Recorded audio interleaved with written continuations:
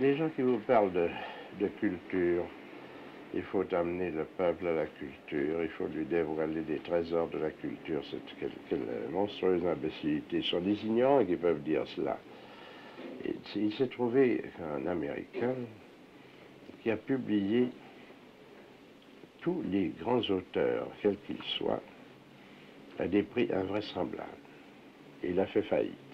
Ça n'intéressait personne. Son idée a été reprise et on a publié sur papier de journal, on a publié des chefs-d'œuvre de littérature de tous les pays, admirablement traduits et adaptés. Ça coûtait 2 sous. Tout le monde pouvait se cultiver. Mais tout le monde le faisait ou bien c'était réservé? Non, justement. Non. C'est les gens cultivés qui continuent à se cultiver. Oui, mais les enfants, il y a des affinités entre les livres qu'ils vont lire et eux, enfin, Vous croyez qu'on peut diriger? Non, on ne peut pas diriger, mais enfin, un enfant choisi plus spécialement, on le conditionne. Ben oui, moi je choisissais. J'étais un enfant et personne ne